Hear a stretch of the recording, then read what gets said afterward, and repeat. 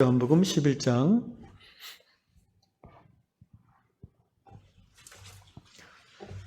지난 시간에 연이어서 25절로 44절 계속해서 보겠습니다. 제가 한 절, 여러분이 한 절 교독합시다. 25절로 44절까지 읽겠습니다. 예수께서 이르시되 나는 부활이요 생명이니 나를 믿는 자는 죽어도 살겠고 무릇 살아서 나를 믿는 자는 영원히 죽지 아니하리니 이것을 내가 믿느냐. 이르되 주여 그러하여다. 주는 그리스도시요 세상에 오시는 하나님의 아들이신 줄 내가 믿나이다. 이 말을 하고 돌아가서 가만히 그 자매 마리아를 불러 말하되 선생님이 오셔서 너를 부르신다 하니. 마리아가 이 말을 듣고 급히 일어나 예수께 나아가매 예수는 아직 마을로 들어오지 아니하시고 마르다가 맞이했던 곳에 그대로 계시더라. 마리아와 함께 집에 있어 위로하던 유대인들은 그가 급히 일어나 나가는 것을 보고 곡하러 무덤에 가는 줄로 생각하고 따라가더니 마리아가 예수 계신 곳에 가서 배웠고 그 발 앞에 엎드려 이르되 주께서 여기 계셨더라면 내 오라버니가 죽지 아니하였겠나이다 하더라. 예수께서 그가 우는 것과 또 함께 온 유대인들이 우는 것을 보시고 심령에 비통히 여기시고 불쌍히 여기사 이르시되 그를 어디 두었느냐 이르되 주여 와서 보옵소서 하니. 예수께서 눈물을 흘리시더라. 이에 유대인들이 말하되 보라 그를 얼마나 사랑하셨는가 하며 그중 어떤 이는 말하되 맹인의 눈을 뜨게 한 이 사람이 그 사람은 죽지 않게 할 수 없었더냐 하더라. 이에 예수께서 다시 속으로 비통히 여기시며 무덤에 가시니 무덤이 굴이라 돌로 막았거늘. 예수께서 이르시되 돌을 옮겨 놓으라 하시니 그 죽은 자의 누이 마르다가 이르되 주여 죽은 지가 나흘이 되었음에 벌써 냄새가 나나이다.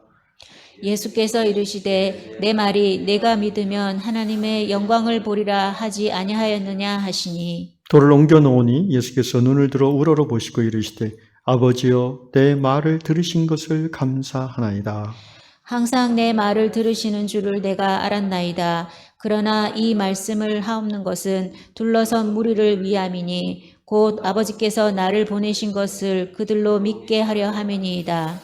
이 말씀을 하시고 큰 소리로 나사로야 나오라 부르시니 죽은 자가 수족을 배로 동인 채로 나오는데 그 얼굴은 수건에 쌓였더라.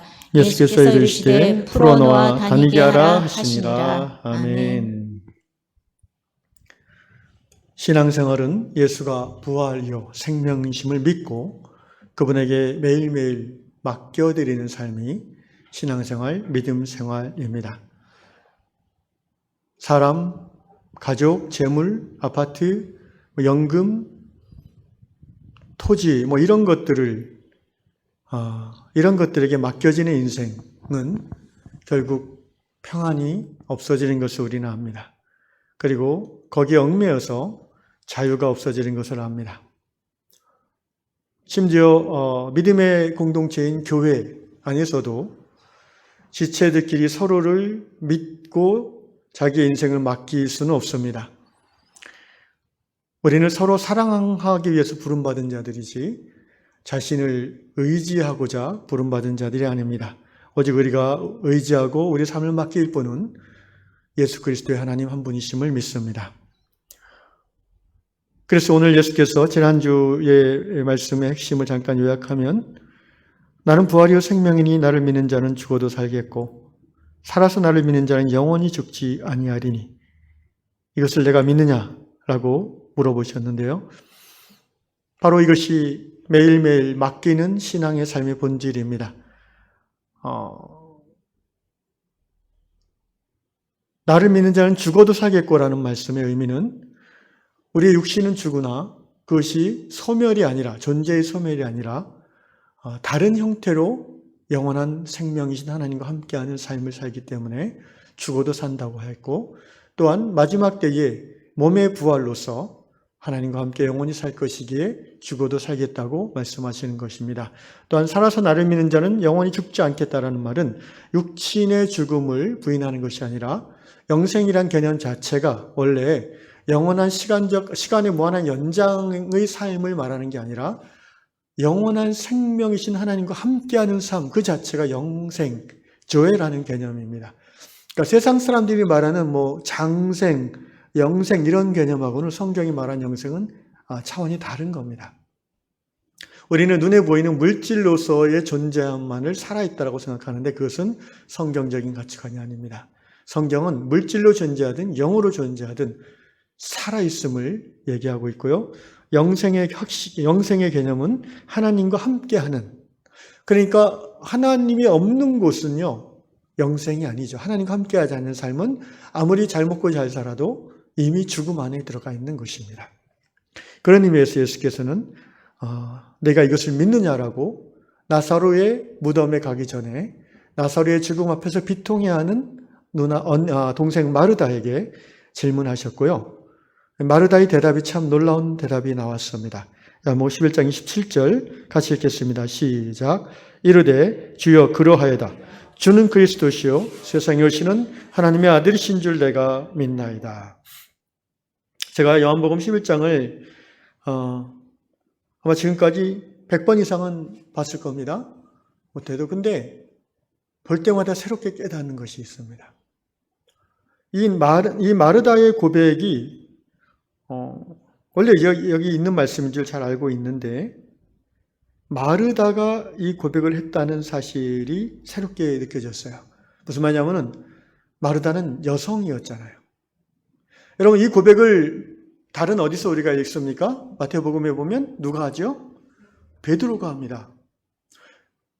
근데 저 자신을 포함해서 많은 사람들이 베드로가 최초의 신앙 고백을 했다는 것은 잘 아는데 동일한 고백을 여성인 마르다가 했다는 것은 인식을 못하고 있었어요.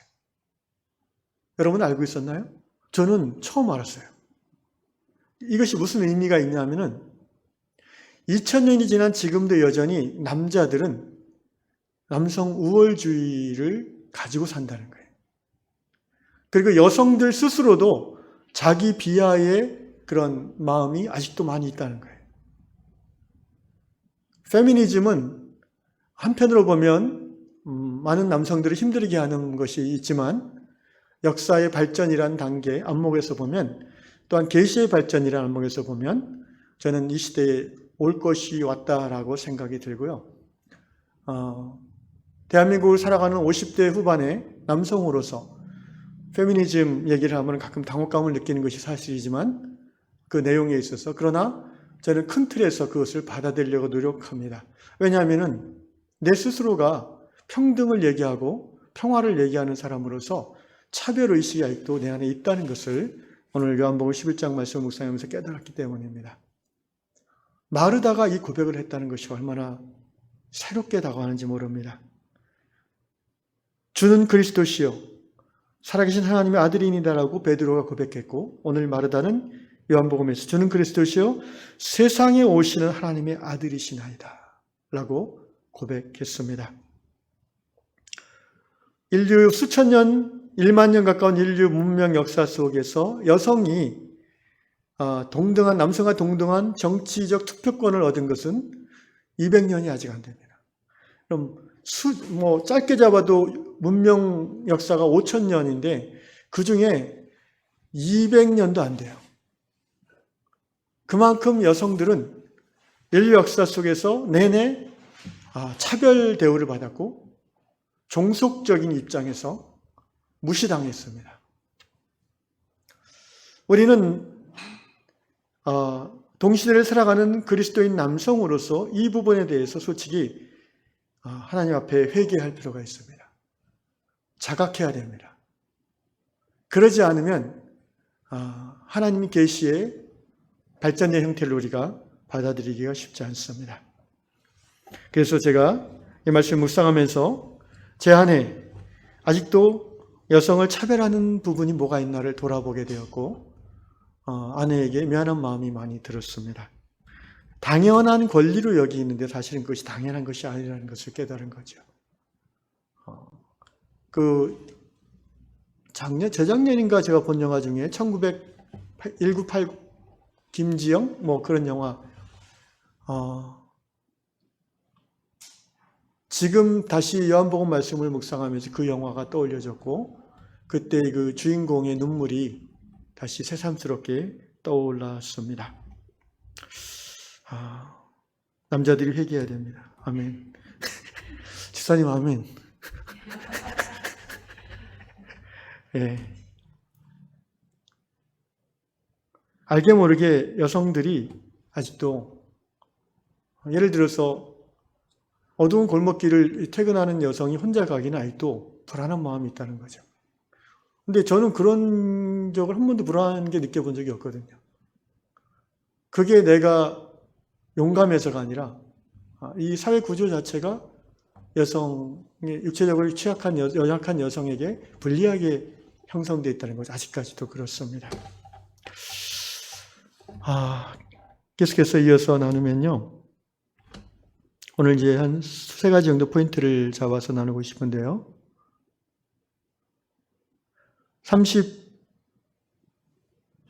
28절에 이 말을 하고 돌아서서 가만히 그 자매 마리아를 불러 말하되, 마르다가 지금 마을 경계와에서 예수님을 만나서 이 얘기를 나누고요. 그 다음에 이제 집으로 돌아갔어요. 그래서 마르다를 조용히 불렀어요.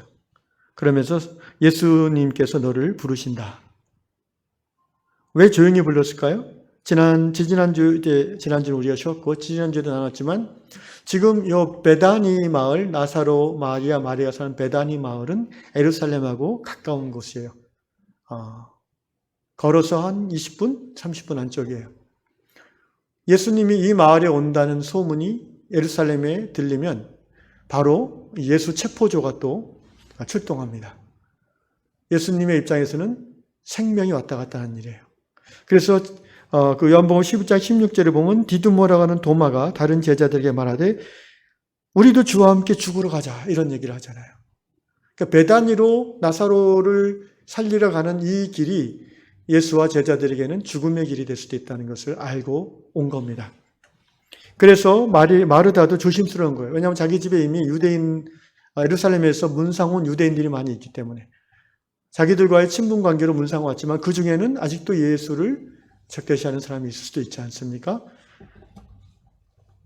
그래서 조용히 마리아를 따로 부른 겁니다. 29절 마리아가 이 말을 듣고 급히 일어나 예수께 나아가매. 마리아는 우리가 성경에 마르다 마리아 얘기할 때 기억나시죠? 예수님과 제자들을 대접하는 일로 마르다가 막 부엌에서 분주하게 일하고 있는데 마리아는 어떻게 했습니까?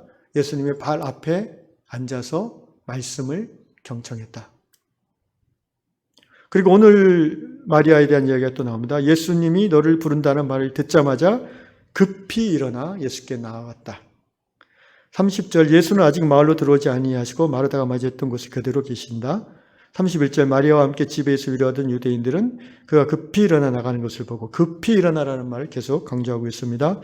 고카로 무덤에 가는 줄을 생각하고 따라가더니 이 당시 이제 마을 무덤은 동굴 무덤인데 마을 안에 무덤을 두진 않아요. 항상 대개 모든 마을이 그렇죠. 그러니까 마을 밖에 예수님 지금 마을 밖과 마을 안의 경계에 서 계세요. 이것은 다른 말로 하면 생명과 죽음의 경계요, 산자와 죽은 자의 경계라는 것입니다. 이 산자와 죽은 자, 생명과 죽음의 경계에 서서 예수님은 지금 마르다와 마리아를 만나십니다. 32절 마리아가 예수 계신 곳에 가서 배웠고, 보고가 아니라 배웠고, 어른을 향하여, 우리말 존중어법이지, 존대법. 배웠다는 말은 이제 수동 형태죠. 그러니까 자기가 보고가 아니라 그 어른의 눈에 자기가 드러나는 거예요. 예수님을 향한 존경하는 마음을 우리말로 이렇게 번역으로 표현했습니다. 배웠고 그 발 앞에 엎드려 이 당시 예수님 당시 랍비들이 티칭할 때 가르칠 때의 자세는 랍비는 의자에 앉아 있고 또는 바닥에 앉아 있고 사람들은 이렇게 엎드려 처음에 와서 엎드려 절하고 그 다음에 얘기를 듣는 겁니다. 이게 이제 곧 스승에 대한 제자의 자세를 말하는 거예요. 그러니까 사도 요한께서는 지금 마리아의 제자됨에 대해서 잘 표현해 주고 계십니다. 제자는 어떤 사람입니까? 스승이 부를 때 급히 달려가는 사람이에요. 그 말은 스승에 대한 존경, 스승에 대한 사랑, 그리고 갈망이 있는 거죠. 또 제자는 어떤 사람입니까? 말씀 앞에 무릎 꿇는 자예요. 어디 한번 해보시오 하는 그런 태도로 발꼬고 듣는 것이 아니라 무릎 꿇는다는 것은요, 그 말씀 앞에 마음을 내려놓고 엎드린다는 거예요. 자기의 의지나 자기의 고집을 기꺼이 꺾고 주여 말씀하시면 내가 듣겠나이다 라는 제자됨의 모습을 마리아의 이 모습에 잘 우리가 읽을 수 있습니다. 마리아가 이전에 마르다가 했던 말과 똑같은 말 하죠. 주께서 여기 계셨더라면. 이것은 예수님에 대한 원망하는 말이 아니고요. 속에 있는 것을 다 터놓을 수 있을 정도로 예수님과의 친밀함을 가졌던 이 마르다 마리아 자매가 예수님의 모습을 보자마자 마음속에 있는 그 안타까움이 이렇게 북받쳐 나왔다라고 이해할 수 있습니다. 죽지 아니하겠네 하더라. 33절 예수께서 그가 우는 것과 또 함께 온 유대인들이 우는 것을 보시고 심령에 비통히 여기시고 불쌍히 여기사. 이 예수님의 마음을 표현하는 두 가지 단어, 엠브리마오마이, 비통하다. 그 다음에 타라소, 불쌍히 여기다. 이 타라소라는 말은 이제 불쌍하다는 의미로 번역할 수도 있지만, 격동하다, 마음이 뭔가 이렇게 어렵다라는 의미로 보통 많이 쓰입니다, 성경에서. 예를 들면 이제 이 타라소라는 말이 마태복음 2장에서는 헤롯 왕과 온 예루살렘이 듣고 소동한지라, 이게 타라소라는 말을 써요. 메시아가 태어났다, 왕이 태어났다는 말을 듣고 헤롯 왕이 자기의 왕자가 뺏길까봐 이제 막 가슴이 벌렁벌렁 하는 거죠. 두려운 거죠. 나라가 막 소동하는 거죠. 그런 걸 이제 타라소라고 표현했고요. 또 예수께서 무리를 걸어올 때 제자들이 어떻게 했어요? 그 모습을 보고 무서워했다. 이게 이제 마음이 막 격동했다는 거예요. 이 말을 요한께서 굳이 쓰시는 이유가 뭐겠습니까? 예수님의 인간적인 모습을 지금 보여주고 있습니다. 예수는 우리와 같은 사람이기 때문에 죽음 앞에서 무기력하게 울고 있는 나사렛의 죽음 앞에서, 사랑하는 오빠의 죽음 앞에서 무기력하게 울고 있는 마리아, 또 어떤 죽음이라는 유한성 안에서 절망하면서 울고 있는 유대인들, 그것을 보시면서 예수님은 인간으로서 공감하시고 마음이 흔들리시고 격동하셨다라는 것입니다. 예수께서 여기서 이제 몇 가지 다른 해석도 있을 수 있습니다. 예를 들면 예수께서 왜 비통히 여기시고 불쌍히 여겼을까? 왜 마음이 격동했을까? 전통적인 해석으로는 자기가 이제 하나님의 아들이고 능력으로 나사로를 살려낼 수 있는데 사람들이 자기의 능력을 믿지 않고 하나님이신 메시아이신 예수님이 앞에 있음에도 여전히 죽음을 기정사실화하고 슬퍼하는 그것을 보고 이제 마음에 격동하셨다, 이렇게 해석을 하는 전통의 해석도 있지만, 최근에는 그런 해석보다는 죽음이라는 유한성 앞에 절규하는, 울부짖는 인간에 대한 공감, 역시 인간이니까. 여러분, 예수님 자신도 분명한 인간입니다. 우리가 항상 그 부분을 놓치기 쉬워요. 아니, 기독교 2000년 역사 속에서 처음 초대교회와 고대교회 300여 년을 제외하고는 중세 이후로 지금까지도, 종교개혁 이후로 지금까지도 우리는 예수의 하나님 되심은 익숙한데, 그러니까 신으로서의 예수는 익숙한데, 나와 똑같은 인간으로서의 예수에 대해서는 자꾸 이렇게 주목하지 않게 돼요. 무슨 말인지 이해하시겠습니까? 그것이 왜 문제가 되냐면은 경배의 대상으로서의 그리스도에게는 익숙하지만 내가 삶의 모델로, 신앙의 모델로 따라 스승으로서 그처럼 살아야 된다는 도전은 잘 안 받는다는 거예요. 왜냐하면 하나님이시니까 그렇게 할 수 있지. 이것이 우리의 신앙의 실천을 약화시키는 아주 중대한 신학적 오류입니다. 예수는 참 하나님이시지만 또한 참 인간이십니다. 베레데우스, 베레호모라고 라틴어로 표현하는데, 기독교 2000년 역사 속에서 가장 중요한 두 가지 교리 중에 하나가 이거예요. 삼위일체와 함께 예수의 신성과 인성의 공제 교리입니다. 이 도그마는 참으로 중요한데 실제 신앙의 실천에서는 대단히 무시되어져 왔죠. 우리는 예수의 신되심, 하나님 되심, 경배받기 합당하신 그리스도, 정도가 익숙하지, 내가 일상 속에서 밥 먹고 일하고 관계하고 사랑하고 놀고 하는 그 모든 것 속에서 예수가 나의 삶의 모델 기준이다라는 것에서는 애써 외면하는 거예요. 인간 예수를 교회는 회복해야 됩니다.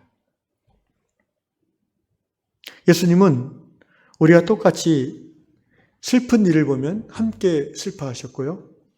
또 사람들의 무지함과 절망하는 모습을 보면 답답해하셨고요. 그래서 어떤 신학자는 이렇게 얘기합니다. 예수님은 하나님이시기 때문에 십자가의 고통과 죽음을 기꺼이 받아들일 수 있었다. 저는 그 주장에 동의하지 않습니다.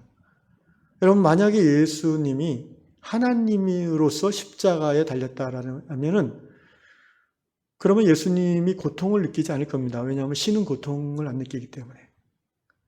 그러면 예수님의 십자가 죽으심은 한마디로 기만이 되는 거예요. 예수님의 절규는 뭐예요? 예수님의 부르짖음은 뭡니까? 그것은 잘못된 해석입니다. 예수는 저와 여러분과 똑같이 채찍에 맞으면 몸서리 쳐지게 아픔을 느꼈고, 배가 고프면 정말 예민해지고 짜증이 나고, 또 누군가 자신을 배반하면 가슴에 막 그 화가 일어나고 미움이 일어나는 그런 사람이었어요. 우리가 다른 점이 딱 하나 있다고 히브리서는 말하죠. 우리가 동일한 시험을 받은 자로되 죄는 없으시니라. 그 말은 우리는 한 새끼 굶으면 눈에 뵈는 게 없어서 누가 건드리면 막 입에서 욕이 나가죠. 계속해서 억눌림을 당하다 보면 어느 순간 이제 눈이 확 돌아가면 이제 폭력이 나가기도 하고 입으로 막 나가죠. 그런데 예수님은 그렇지 않았다는 거예요. 그게 고통을 못 느껴서가 아니라 우리가 똑같이 느끼지만 그 고통에 그 시련에 먹히지 않았다는 거예요. 한 번도 죄를 짓지 않으셨다는 거예요. 결국 온전히 시험 가운데 승리하셨다는 것입니다. 바로 그분이 우리의 신앙의 모델이신 인간 예수인 줄로 믿습니다. 히브리서 5장 7절, 그는 육체에 계실 때 자기를 죽음에서 능히 구원하실 이에게 심한 통곡과 눈물로 간구와 소원을 올렸고 그의 경건하심으로 말미암아 들으심을 얻었느니라. 굉장히 중요한 말씀입니다. 육체에 계실 때 완전한 인간으로 육성을 가진 존재로, 육성을 가졌다는 건 그런 거예요. 잠 안 자면 너무 힘들어요. 그죠? 안 먹으면은 막 의욕이 없어져요. 누가 계속 구박하고 비난하면 어떻게 돼요? 막 우울증 걸려요. 그게 육체를 가졌다는 거예요. 그런데 그래서 예수가 자기를 죽음에서 능히 구원하시기에 이게 겟세마네 동산에서 예수의 기도를 히브리서 기자 이렇게 표현한 거예요. 아버지여 이 잔을 내게서 옮겨 주시옵소서. 그때 복음서에는 이렇게 표현되어 있죠. 그 땀방울이 핏방울이 되도록 기도하셨다. 여러분 얼마나 격하게 기도하면 이 땀이 붉은 피가 되겠습니까? 극도의 심적 고통이죠.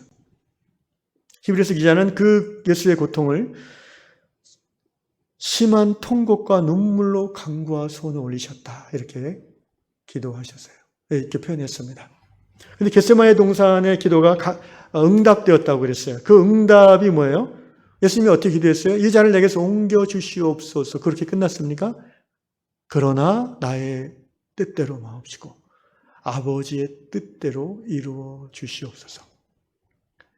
이것이 예수께서 끝까지 시험을 믿음으로 이겨내셨다는 겁니다. 그리고 그 기도는 응답되었습니다. 그의 경건하심으로 말미암아. 계속해서 같은 맥락에서 11장 35절을 읽겠습니다. 시작. 예수께서 눈물을 흘리시더라. 여러분 복음서에 보면 예수님이 우는 장면이 3번 나옵니다. 오늘 본문에서 울었다라는 표현. 나사로의 무덤에 가기 전에 마리아가 울고 유대인들이 통곡하는 것을 보면서 눈물을 흘리셨다. 유한한 인간의 죽음 앞에서의 절망을 공감하시면서 함께 우셨다라는 거지요. 또 예수께서 우는 장면은 누가복음 19장에 나옵니다. 예루살렘 성을 보시며 눈물 흘리셨다고 되어 있습니다. 예루살렘아 예루살렘아 암탉이 병아리를 모으고 장가같이 내가 너를 구원하고자 얼마나 많이 선지자들을 보내고 하나님 사람들을 보내네 그러나 네가 다 잡아 죽이지 않았느냐. 예수께서 예루살렘을 보시고 우신 이유는 주후 70년, 예수님이 주후 33년에 돌아가셨다고 치면은 주후 70년 예루살렘이 완전히 불에 타서 잿더미가 되는 로마의 군대에 의해서 약 60만 명의 유대인들이 학살당하는 그 40년 후에 이스라엘의 멸망, 유대의 멸망을 바라보시면서 우셨다라는 것입니다. 또 예수께서 울었던 경우는요, 그렇게 세 가지입니다. 히브리서에 나오고, 그 다음에 오늘 요한복음에 나오고, 그리고 누가복음에 나오는 말씀이죠. 복음서 마태복음에는 이제 그 땀방울이 핏방울이 되었다라고 이렇게 표현하셨고요. 모두가 예수님의 고통을 잘 드러내는 표현들입니다. 또 한 가지 이제 예수님의 눈물이라는 주제를 보면서 생각이 되는 것은요. 오늘 우리에게는 이런 눈물이 있는가라는 걸 생각해 보았습니다. 나는 누군가의 아픔에 공감해서 울어본 적이 있는가? 삼류 드라마 보고 우는 게 아니라 정말 내 옆에 내 이웃, 내 형제 자매의 아픔을 보고 공감해서 같이 울어본 적이 있는가?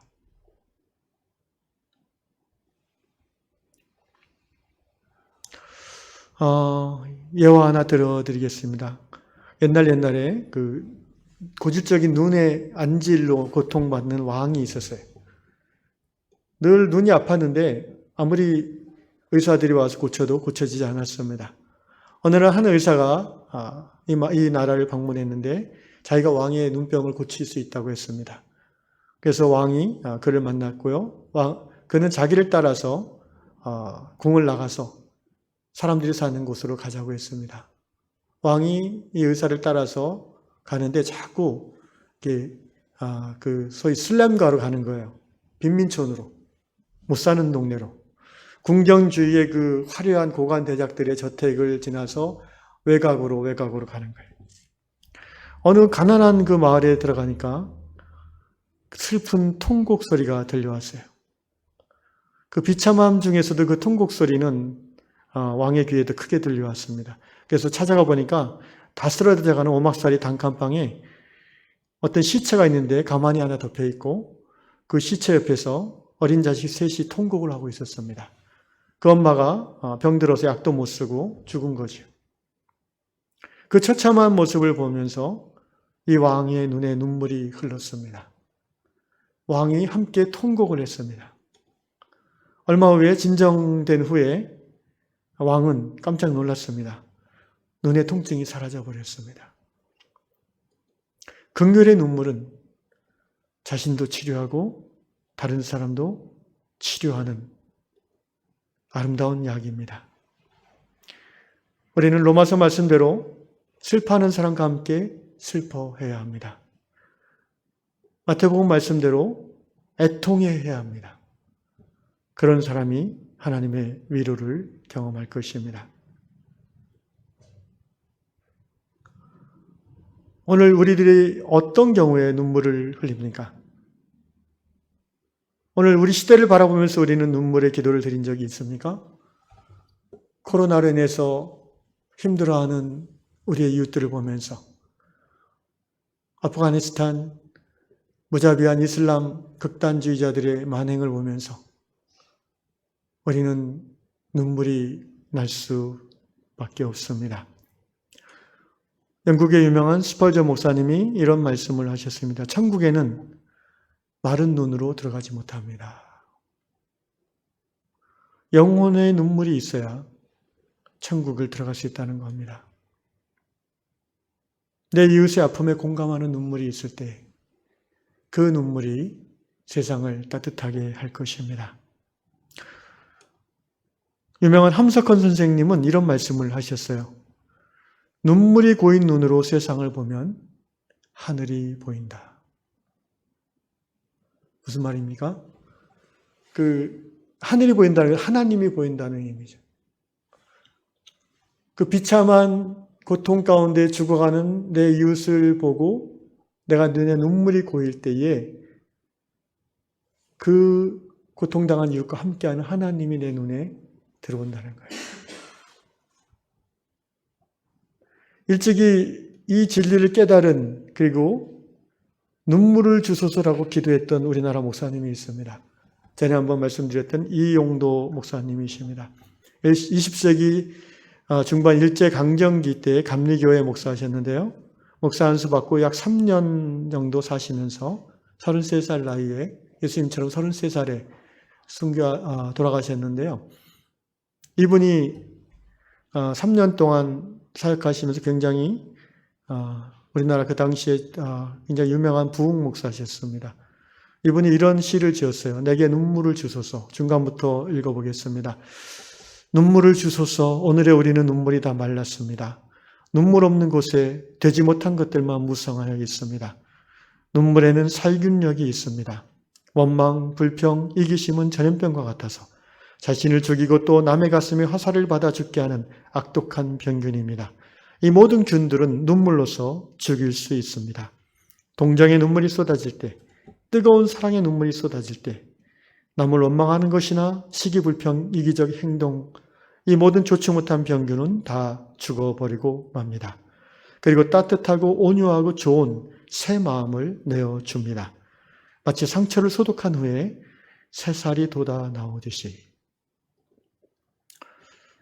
이용도 목사님은 그래서 늘 자기 눈에 하나님 눈물을 주옵소서 이렇게 기도하는 분이었다고 합니다. 사랑하는 위양 성도 여러분, 우리가 하나님 앞에서 하나님 앞에 죄스러운 나의 모습을 인하여 애통해하는 눈물을 흘릴 뿐 아니라 내 안에 여전히 있는 원망과 불평과 더러움과 욕망 때문에 애통해하는 눈물을 흘릴 뿐 아니라 내 이웃의 아픔과 또 내 사랑하는 사람들이 아직도 하나님을 알지 못하는 그 영혼의 공궁함을, 그 영혼의 황폐함을 보면서 우리가 하나님 앞에 애통함의 눈물을 흘리는 저 여러분 될 수 있기를 축원합니다. 마지막으로 39절을 보겠습니다. 예수께서 이르시되 돌을 옮겨 놓으라 하시니 그 죽은 자의 누이 마르다가 이르되 주여 죽은 지가 나흘이 되었으며 벌써 냄새가 나나이다.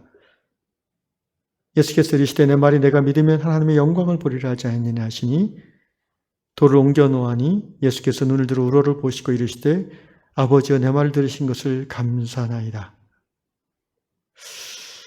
이제 마리아와 유대인들과 함께 무덤으로 걸어갔습니다. 그래서 동굴 무덤이죠. 동굴 무덤에는 바위로 이렇게 입구를 막아 놓습니다. 예수님의 시신이 있었던 무덤도 그렇게 했죠. 아리마대 요셉의 무덤에 예수님의 시신을 안치하고 동굴을 막아 놨죠. 바위로.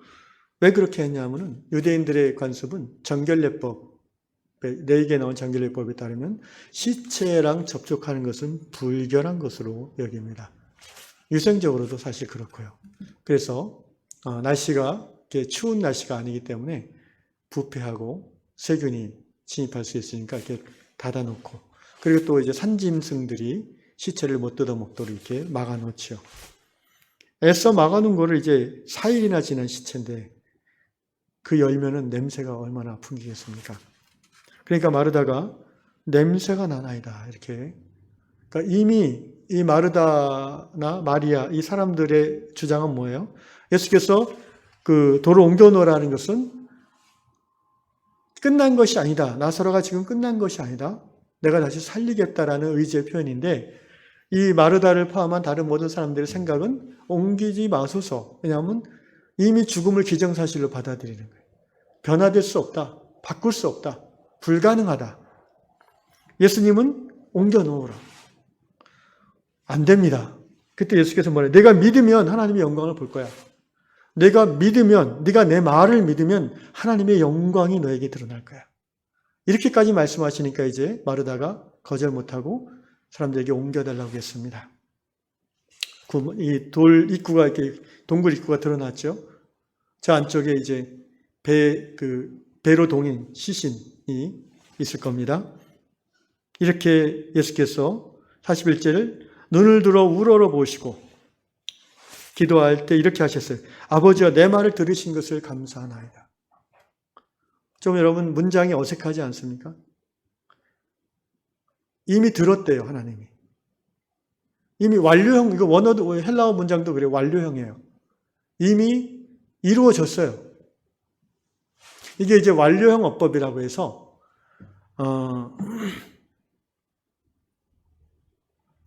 믿음 안에서 이미 이루어졌음을 확신하는 그런 의미로서 이렇게 표현을 하는 겁니다. 내 말을 들으신 것을 감사하나이다. 42절 항상 내 말을 들으시는 줄을 내가 알았나이다. 그러나 이 말씀하옵는 것은 둘러선 무리를 위함이니. 그러니까 지금 이미 더 기도할 필요 없어요. 이미 예수님이 속으로 기도했고 이미 생명은 나사로에게 돌아와 있어요. 근데 예수께서 내가 지금 이 말을 또 기도로 하는 이유는 나를 위함이 아니라 이 사람들을 위함이에요. 왜냐하면 뭔가 이게 스토리를 알아야지 믿음이 생길 거 아닙니까? 그냥 예수님은 아무 말도 안 하고 가만히 있는데 나사로가 나와버리면은 하나님께서 예수님 통해서 영광을 받는 게 아니잖아요. 그러니까 이렇게 기도하시는 거예요. 곧 아버지께서 나를 보내신 것을, 요한복음에서 내내 강조하는 예수님의 정체성 중에 하나는 이겁니다. 예수 누구인가? 하나님으로부터 보냄받은 자. 하나님으로부터 이 땅에 구원자로 오신 자. 그게 예수 그리스도예요. 43절 같이 읽겠습니다. 우리 시작. 이 말씀을 하시고 큰 소리로 나사로야 나오라 부르시니. 자, 이 큰 소리 한 거는 나사로 들으라고 한 소리예요? 사람들 들으라고 한 소리예요? 네, 둘 다죠. 여러분, 시신을 본 적이 있으신지 모르겠어요? 저는 여러 번 봤는데, 죽는다는 거는 그런 거예요. 1차적으로 이제 의학적 사망 진단은 두 가지 기준으로 하죠. 하나는 심장이 뛰지 않는다. 두 번째는 뇌파가 멈춘다. 그러고 나서 이제 점점 혈액순환이 멎죠. 그리고 좀 더 시간이 지나면 어떻게 됩니까? 이제 몸에 부패가 진행되죠. 그래서 이제 썩은 물이, 시신 썩는 물이 그 냄새 여러분 아주 그냥 끔찍하죠? 그런데 인간을 포함한 모든 유기체는 다 그렇게 썩는 거예요. 동물도 그렇고요. 그래서 인간은 영혼이 떠나면 그 육신은 실제적인 가치는 없는 겁니다. 그냥 우리의 문화 속에서 예를 들면 부모의 시신을 함부로 하지 않는다는 그런 문화가 있기 때문에 그것을 굉장히 소중히 여기는 게 있지만 또 문화마다 달라요. 아메리카 인디언들이나 티베트에 사는 어떤 사람들은 부모의 시신을 장례할 때 조장으로 하죠. 조장이 뭔지 아세요? 새 조자. 시신을 이렇게 시신의 살에 칼집을 내요. 왜? 새가 뜯어먹기 좋게. 그리고 그 시신의 넓적다리 뼈는 고인이 가장 사랑하는 사람에게 준대요. 그 뼈로 피리를 만들어요. 그래가지고 그 피리를 불면서 고인을 애도한대요. 여러분 새롭지 않아요? 단순한 문화적 차이인데 우리가 지금 끔찍하게 되는 이유는 문화가 다르기 때문에 그래요. 그 사람들에게 있어서 그것은 자연스러운 거예요. 그리고 제 생각에 하나님의 창조의 하나님을 믿는 우리 입장에서 성경은 뭐라고 얘기했습니까? 흙에서 났으니 내 육체는 흙으로 돌아가리라. 결국 꼭 흙에 묻는다는 의미가 아니라 자연의 한 부분에서 왔기 때문에 자연으로 돌아간다는 거예요. 그런데 여러분 자연으로 돌아가는 그 방법이 다양할 수 있죠. 그냥 매장할 수도 있고 관에 넣어서 할 수도 있고 불에 태워서 화장한 다음에 뿌릴 수도 있고 묻을 수도 있고 어쨌든 다 자연으로 돌아가는 거잖아요. 누군가의 먹이가 돼서 그의 배를 불리고 그가 또 생명현상을 계속 이어갈 수 있도록 내 몸을 주고 그리고 그의 어떤 배설물로 내가 자연으로 돌아가는 거. 여러분 돌아가는 건 똑같아요. 흙에서 났으니 흙으로 돌아가리라. 그래서 여러분, 몸이 죽는 거에 대해서 막연한 두려움이나 불안을 가질 필요가 없어요. 제가 말씀드렸죠. 예수께서 말씀하시기를 나를 믿는 자는 죽어도 살겠고 무릇 살아서 나를 믿는 자는 영원히 죽지 아니하리니. 여러분 이걸 믿습니까? 아멘? 예. 육신은 영원히 머물 때에 존재로서의 가치가 있는 거예요. 영원히 떠난 육신은 그냥 물질일 뿐입니다. 그래서 저는 연명장치를 통해서 부모님들이 이렇게 이렇게 조금이라도 살게 하려고 하시는데, 저는 개인적으로는 그것이 별로 뭐라고 할까요? 뭐 케이스 바이 케이스 다르기 때문에 함부로 얘기하기는 쉽지 않지만, 저라면은 제 자녀에게 그렇게 얘기할 겁니다. 그렇게 하지 말라고 할 겁니다. 왜냐하면은 별로 의미가 없어요. 나이가 젊은 사람이라면은 혹시나 또 돌아올 수도 있으니까 그게 의미가 있지만, 뭐 80, 90대 가지고 그게 무슨 의미가 있겠습니까? 오히려 고통만 더 가지고 하는 거지. 저는 이 죽음을 대하는 우리 그 교회의 태도, 교회의 문화, 이런 부분들이 좀 새로워져야 된다고 생각합니다. 오늘 우리의 죽음의 모습은 예수 믿든 안 믿든 살 때까지 어느 정도 건강하게 살다가 병들면은 이제 집에서 좀 이제 시중 받다가 이제는 눈치 봐가지고 이제 요양원을 가냐 요양병원으로 가서 거기서 이제 어떻게 해요? 한 분이 6명 내지 8명을 이제 특히 밤에는 더 당직자가 해야 되니까. 근데 돌아다니면 안 돼. 돌아다니다가 떨어져서 부러지면 그 당직자 책임이니까 어떻게 해요? 묶어놓죠. 그리고 밤에 자꾸 화장실 간다 그러면, 화장실 간다 그러면 힘들잖아요. 그러니까 물을 못 먹게 하죠. 그렇게 1년, 길게는 2년, 3년도 사세요. 어떤 분은. 가족들은 명절 때나 보고.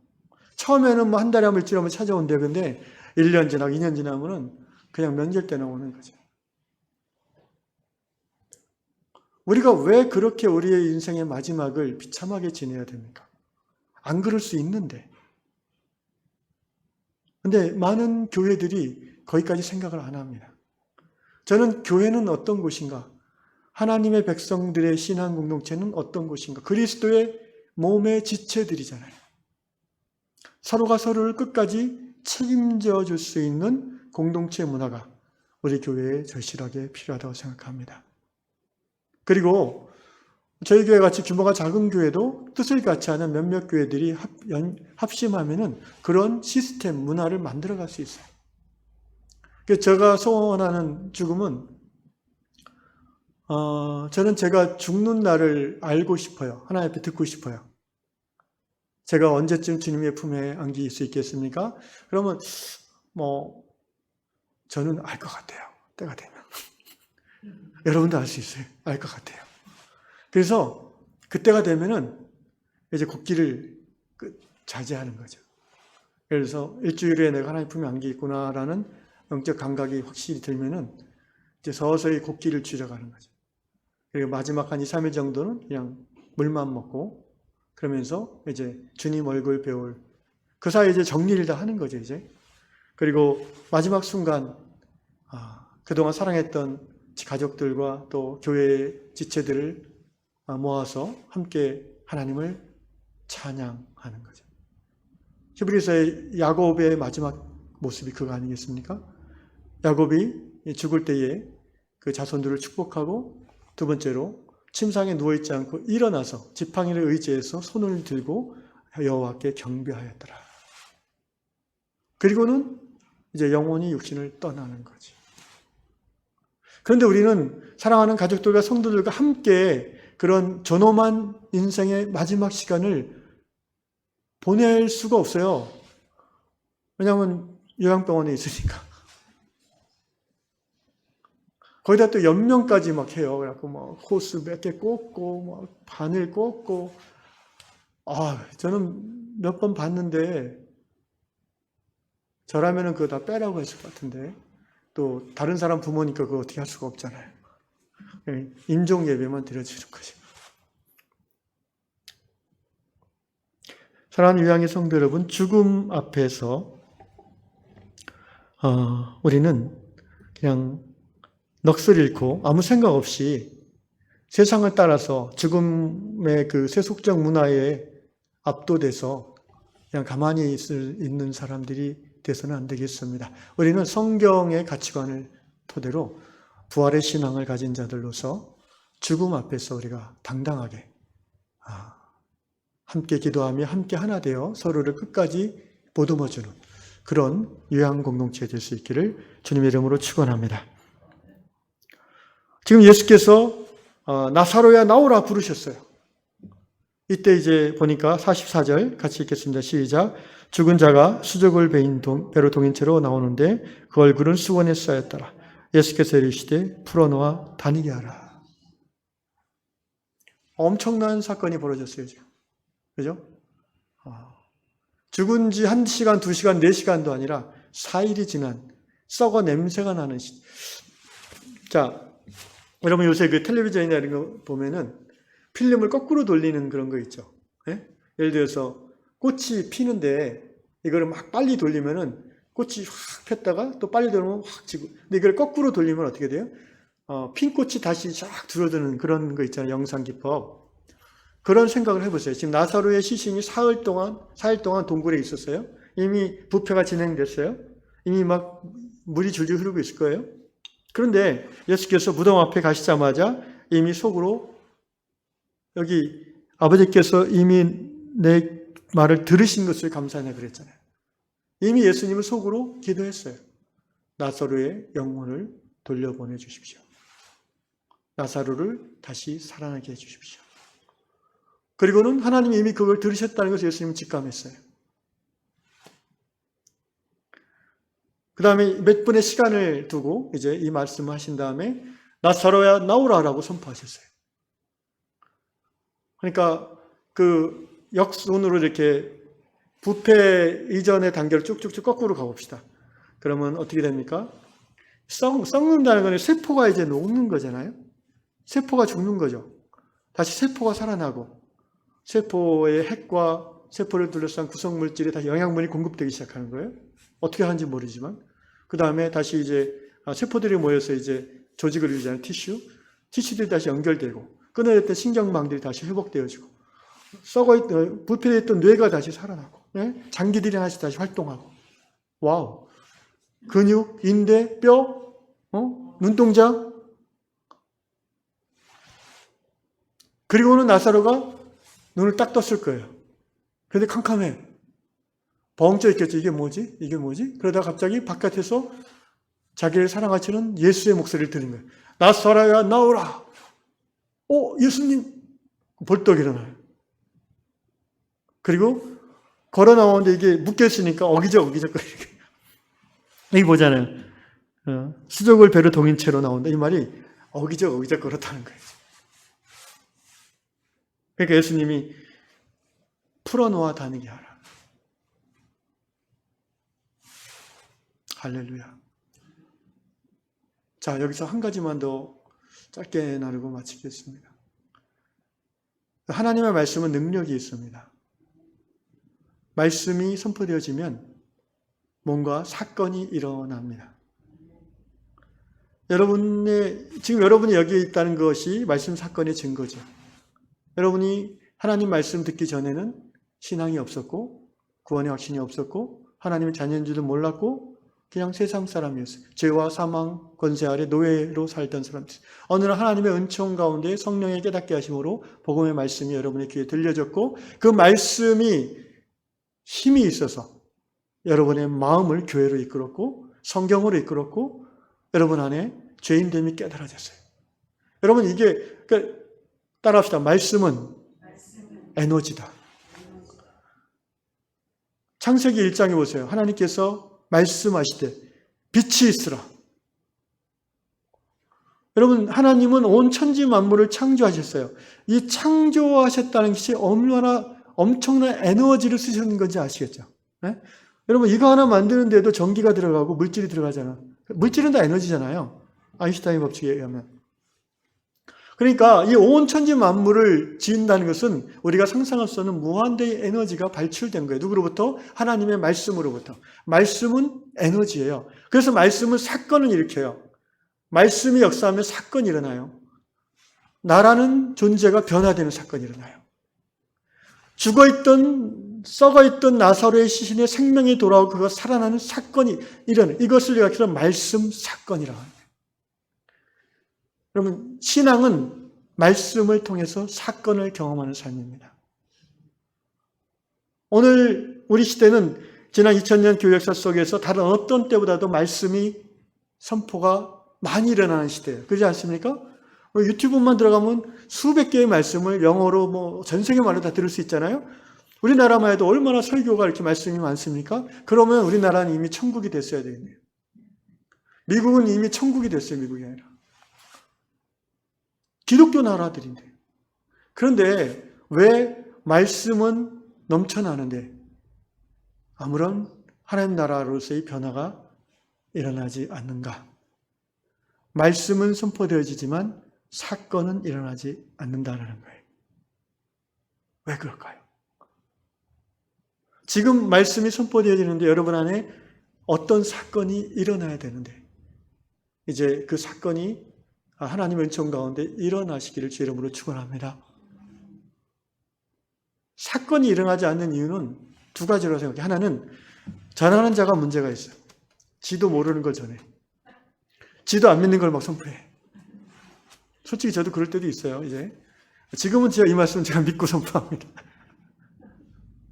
나는 부활이요 생명이니 나를 믿는 자는 죽어도 살겠고 무릇 살아서 나를 믿는 자는 영원히 죽지 아니하리니 이것을 제가 믿습니다. 전하는 자가 믿음으로 선포해야 되는데 듣는 자가 마음에 갈망이 없어. 말씀에 대한 하나님에 대한 갈망이 없어. 주일날 예배를 드려도 그냥 의무방어전이야. 말씀이 귓가를 스쳐 지나갈 뿐 말씀이 귀를 통해서 그 머리에 들어가서 그 마음으로 내려가서 뿌리를 내리고 열매를 맺을 때 역사가 일어나고 사건이 일어나는데 그 부분이 없는 거예요. 그러니까 말씀 사건이 발생하지 않아요. 오늘 나사로가 부활하는 사건을 통해서 정말 이 말씀을 선포하신 예수님의 믿음은 퍼펙트한 믿음이고 그 예수님은 믿음을 담아서 하나님의 말씀을 선포했습니다. 그리고 그 말씀의 에너지는 죽음조차도 파해시켜버리는 하나님의 능력으로 드러났어요. 가장 강력한 생명의 능력이 뭘까요? 죽음을 이기는 능력입니다. 우리 죽어있던 영혼을 살리는 하나님의 말씀의 능력. 모든 죽어가는 것을 살려내는 하나님의 말씀의 능력. 그 말씀의 능력으로 인한 사건이 우리 위안 공동체 안에서 날마다 일어날 수 있기를, 새벽마다 일어날 수 있기를 주의 이름으로 축원합니다.